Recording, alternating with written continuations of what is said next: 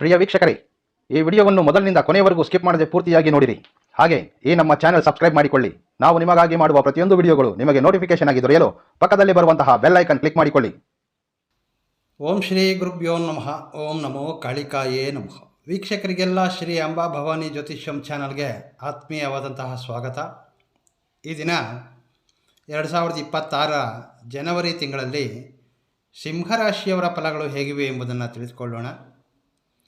ದ್ವಾದಶ ರಾಶಿಗಳಲ್ಲಿ 5ನೇ ರಾಶಿಯಾದಂತಹ ಸಿಂಹರಾಶಿಯ ಮಿತ್ರರೇ, ಮಖ ನಕ್ಷತ್ರದ 1, 2, 3, 4ನೇ ಪಾದಗಳು, ಪುಬ್ಬ ನಕ್ಷತ್ರದ 1, 2, 3, 4ನೇ ಪಾದಗಳು ಮತ್ತು ಉತ್ತರ ನಕ್ಷತ್ರದ 1ನೇ ಪಾದದಲ್ಲಿ ಜನ್ಮಿಸಿದಂತಹ ನಿಮ್ಮನ್ನು ಸಿಂಹರಾಶಿಯವರೆಂದು ಪರಿಗಣಿಸಲಾಗ್ತದೆ.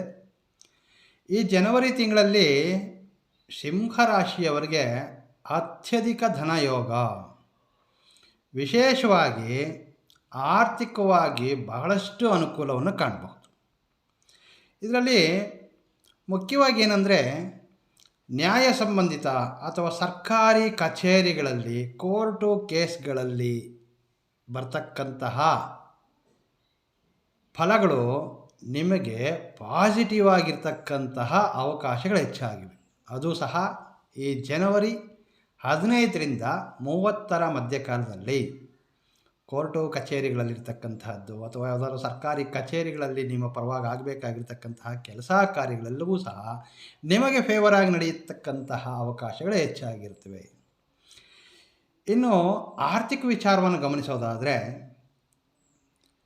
ಆರ್ಥಿಕವಾಗಿ ಸಾಕಷ್ಟು ಧನಲಾಭವಿದೆ. ಅನೇಕ ಮೂಲಗಳಿಂದ ನಿಮಗೆ ಹಣ ಬರುವಂತಹ ಮಾರ್ಗವಿರ್ತದೆ. ಆದರೆ ಬಂದಿರತಕ್ಕಂತಹ ಹಣ ಉಳಿತಾಯ ಮಾಡುವಂಥದ್ದು ಬಹಳ ಮುಖ್ಯ. ಖರ್ಚಿನ ಮಾರ್ಗಗಳು ಬಹಳಷ್ಟು ಇರ್ತವೆ. ಅನಗತ್ಯವಾದಂತಹ ಕೆಲವೊಂದು ಖರ್ಚುಗಳನ್ನು ಕಾಣ್ತೀರಿ. ಹಾಗಾಗಿ ಈ ಸಮಯ ಬಂದಿರತಕ್ಕಂತಹ ಹಣವನ್ನು ಉಳಿತಾಯ ಮಾಡೋದರಲ್ಲಿ ಹೆಚ್ಚಿಗೆ ಆಲೋಚನೆಯನ್ನು ಮಾಡಬೇಕು. ಜೊತೆಗೆ ಯಾವುದಾದ್ರೂ ಒಂದು ಲಾಂಗ್ ಟರ್ಮ್ಗಳಲ್ಲಿ ಇನ್ವೆಸ್ಟ್ ಮಾಡ್ತಕ್ಕಂತಹದ್ದು ಬಹಳ ಮುಖ್ಯವಾದಂತಹ ವಿಚಾರ. ಕುಟುಂಬ ವಿಚಾರವೆಂದರೆ, ಸಿಂಹರಾಶಿಯವರಿಗೆ ಜನವರಿ 1ರಿಂದ ಜನವರಿ 10ರ ದಿನಾಂಕದವರೆಗೂ ಕುಟುಂಬದಲ್ಲಿ ಸಣ್ಣ ಪುಟ್ಟ ಮನಸ್ತಾಪಗಳು, ಹಾಗೆ ಕುಟುಂಬ ಸದಸ್ಯರಲ್ಲಿ ಹೊಂದಾಣಿಕೆ ಇಲ್ಲದೇ ಇರತಕ್ಕಂತಹದ್ದು, ನಿಮ್ಮ ಯಾವುದೇ ಕೆಲಸ ಕಾರ್ಯಗಳಲ್ಲಿ ಅವರ ಒಂದು ಸಹಕಾರವೂ ಸಹ ಸಿಗದೇ ಇರಬಹುದು. ಇದು ಜನವರಿಯ ಮೊದಲ ಒಂದು ಭಾಗದಲ್ಲಿ. ಜನವರಿ 12ರಿಂದ 30ರವರೆಗೆ ಪರಿಸ್ಥಿತಿ ಬದಲಾವಣೆಯಾಗಿ ಗ್ರಹಗಳ ಅನುಗ್ರಹದಿಂದ ಕುಟುಂಬ ಸದಸ್ಯರೆಲ್ಲರೂ ನಿಮಗೆ ಅನುಕೂಲವಾಗಿ ಇರ್ತಾರೆ. ಜೊತೆಗೆ ದಂಪತಿಗಳಲ್ಲಿ, ಮುಖ್ಯವಾಗಿ ದಂಪತಿಗಳಲ್ಲಿ ಜನವರಿ 12ರಿಂದ ಬಹಳಷ್ಟು ಪ್ರೀತಿ ವಾತ್ಸಲ್ಯವನ್ನು ಕಾಣಬಹುದು. ಕುಟುಂಬ ಸದಸ್ಯರೆಲ್ಲರೂ ಸಹ ಈ ತಿಂಗಳ ಕೊನೆಯ ವಾರ ಅಂದರೆ ಆಲ್ಮೋಸ್ಟ್ ಜನವರಿ 23ರಿಂದ 30ರ ಮಧ್ಯಕಾಲದಲ್ಲಿ ಯಾವುದಾದ್ರೂ ಒಂದು ಶುಭ ಕಾರ್ಯಗಳಲ್ಲಿ ಪಾಲ್ಗೊಳ್ತಕ್ಕಂತಹ ಅಥವಾ ದೈವಿಕ ಪೂಜಾ ಕಾರ್ಯಗಳಲ್ಲಿ ಪಾಲ್ಗೊಳ್ತಕ್ಕಂತಹ ಅವಕಾಶಗಳು ಹೆಚ್ಚಾಗಿರುತ್ತವೆ. ಇನ್ನು ಸಿಂಹರಾಶಿಯ ಉದ್ಯೋಗದಲ್ಲಿರ್ತಕ್ಕಂಥವರಿಗೆ, ಅದರಲ್ಲೂ ಮುಖ್ಯವಾಗಿ ಸರ್ಕಾರಿ ಉದ್ಯೋಗದಲ್ಲಿರ್ತಕ್ಕಂಥವರಿಗೆ ಈ ತಿಂಗಳಾಂತ್ಯದಲ್ಲಿ ಜನವರಿ 20ರಿಂದ 31ರ ಮಧ್ಯಕಾಲದಲ್ಲಿ ನಿಮ್ಮ ಸ್ಥಳ, ನೀವಿರ್ತಕ್ಕಂತಹ ಸ್ಥಳದಿಂದ ದೂರ ಪ್ರಾಂತಗಳಲ್ಲಿ ಅಂದರೆ ದೂರ ಸ್ಥಳಗಳಿಗೆ ಪ್ರಯಾಣ ಮಾಡಿ ಅಲ್ಲಿ ತಮ್ಮ ಕರ್ತವ್ಯವನ್ನು ಮಾಡಬೇಕಾದಂತಹ ಅವಕಾಶಗಳು ಬರಬಹುದು. ಈ ಪ್ರೈವೇಟ್ ಸೆಕ್ಟರ್ನಲ್ಲಿರ್ತಕ್ಕಂಥವರಿಗೆ ಈ ಉದ್ಯೋಗದಲ್ಲಿ ಬಹಳಷ್ಟು ಅನುಕೂಲಗಳನ್ನ ಕಾಣ್ತಾರೆ. ಮುಖ್ಯವಾಗಿ ಈ ಉದ್ಯೋಗ ಸ್ಥಳದಲ್ಲಿ ಇರ್ತಕ್ಕಂತಹ ಈ ಮೊದಲು ಯಾವುದಾದ್ರೂ ಸಣ್ಣ ಪುಟ್ಟ ಕಿರಿಕಿರಿಗಳು, ನಿಮ್ಮ ಸಹೋದ್ಯೋಗಿಗಳು ಹೊಂದಾಣಿಕೆ ಇಲ್ಲದೆ ಇರತಕ್ಕಂಥದ್ದು ಅಥವಾ ಪ್ರೆಸರ್ ಇರ್ತಕ್ಕಂಥದ್ದು, ಒತ್ತಡ ಇರ್ತದೆ. ನಿಮ್ಮ ಹಿರಿಯ ಅಧಿಕಾರಿಗಳು ಅಥವಾ ನಿಮ್ಮ ಬಾಸ್ ಏನಿರ್ತಾರೆ ಅವರಿಂದ ಕೆಲವೊಂದು ಒತ್ತಡಗಳು ದೂರವಾಗಿ ನೀವು ಮಾಡ್ತಕ್ಕಂತಹ ಸ್ಥಳದಲ್ಲಿ ವಾತಾವರಣ ತುಂಬ ಅನುಕೂಲವಾಗಿರ್ತದೆ. ಉದ್ಯೋಗ ಸ್ಥಳದಲ್ಲಿ ನಿಮ್ಮ ಸಹೋದ್ಯೋಗಿಗಳೆಲ್ಲರೂ ಸಹ ನಿಮಗೆ ಸಹಕಾರವನ್ನು ಕೊಡ್ತಾರೆ. ಹಾಗೆ ಇನ್ನು ಕೆಲವರಿಗೆ ನಿಮ್ಮ ಕಷ್ಟ, ನಿಮ್ಮ ಕೆಲಸದ ಒಂದು ಒತ್ತಡ, ಹಾಗೆ ನಿಮ್ಮ ಕೆಲಸದಲ್ಲಿರ್ತಕ್ಕಂತಹ ಶ್ರದ್ಧೆಯನ್ನು ನಿಮ್ಮ ಹಿರಿಯ ಅಧಿಕಾರಿಗಳು ಗುರುತಿಸುವಂತಹ ಸಮಯ. ಸೊ ಇದರಿಂದ ಏನಾಗಬಹುದು, ಕೆಲವರಿಗೆ ತಮ್ಮ ಉದ್ಯೋಗದಲ್ಲಿ ತಮ್ಮ ಸ್ಯಾಲರಿ ಹೆಚ್ಚಾಗಬಹುದು, ಇನ್ನು ಕೆಲವರಿಗೆ ಪ್ರಮೋಷನ್ ಪಡಿತಕ್ಕಂತಹ ಅವಕಾಶಗಳನ್ನು ಸಹ ಕಾಣಬಹುದು. ವಿದ್ಯಾರ್ಥಿಗಳೆಂದರೆ ಜನವರಿ 2026. ಜನವರಿ 1ರಿಂದ 7ರ ಮಧ್ಯಕಾಲದಲ್ಲಿ ಅಂದರೆ ಮೊದಲ ಒಂದು ವಾರ, ಜನವರಿಯ ಮೊದಲ ವಾರದಲ್ಲಿ ಏಕಾಗ್ರತೆ ಕಡಿಮೆ ಆಗಬಹುದು, ವಿದ್ಯೆಯಲ್ಲಿ ಆಸಕ್ತಿ ಕಡಿಮೆ ಆಗಬಹುದು, ಬೇರೆ ಬೇರೆ ವಿಚಾರಗಳಲ್ಲಿ ಹೆಚ್ಚಿನ ಆಸಕ್ತಿಯನ್ನು ತೋರ್ತಾರೆ. ಇದು ಕೇವಲ ಜನವರಿಯ ಮೊದಲ ವಾರವಾಗಿರುತ್ತದೆ. ಜನವರಿ 9ರಿಂದ ಈ ತಿಂಗಳ ಅಂತ್ಯದವರೆಗೂ ಪರಿಸ್ಥಿತಿ ಬದಲಾವಣೆ ಕಂಡು ವಿದ್ಯೆಯಲ್ಲಿ ಆಸಕ್ತಿಯನ್ನು ತೋರ್ತಾರೆ. ಹಾಗೆ ವಿದ್ಯೆಯಲ್ಲಿ ಏಕಾಗ್ರತೆಯನ್ನು ನೋಡಿ, ಅನೇಕ ವಿದ್ಯಾರ್ಥಿಗಳು ಮಾಡ್ತಕ್ಕಂತಹ ಒಂದು ವಿದ್ಯಾಭ್ಯಾಸದಲ್ಲಿ ಅದರದೇ ಆದಂತಹ ಒಂದು ಟೈಮ್ ಟೇಬಲನ್ನು ರೂಪಿಸ್ಕೊಳ್ಬೇಕು. ಈ ಸಮಯಕ್ಕೆ ನಾನು ಈ ಒಂದು ಕಾರ್ಯವನ್ನು ಮಾಡಿ ಮುಗಿಸಬೇಕು ಅಥವಾ ಈ ಒಂದು ಸಬ್ಜೆಕ್ಟನ್ನು ಕಂಪ್ಲೀಟ್ ಮಾಡಬೇಕು, ಈ ರೀತಿ ಆಲೋಚನೆ ಮಾಡಿ ಒಂದು ಟೈಮ್ ಟೇಬಲ್ ಹಾಕಿಕೊಳ್ಳೋದ್ರಿಂದ ವಿದ್ಯೆಯಲ್ಲಿ ಸಮಯ ಎಂಬುದು ಬಹಳ ಮುಖ್ಯ. ಯಾರಾದರೆ ಇವುಗಳನ್ನೆಲ್ಲ ಪಾಲಿಸ್ತಾರೆ ಅವರು ಖಂಡಿತವಾಗಿಯೂ ವಿದ್ಯೆಯಲ್ಲಿ ಯಶಸ್ವಿಯಾಗ್ತಾರೆ. ಇನ್ನು ಆರೋಗ್ಯ ವಿಚಾರವನ್ನು ಗಮನಿಸೋದಾದರೆ ಸಿಂಹರಾಶಿಯವರಿಗೆ ಆರೋಗ್ಯ ಜನವರಿ ತಿಂಗಳಲ್ಲಿ ಉತ್ತಮವಾಗಿರ್ತದೆ.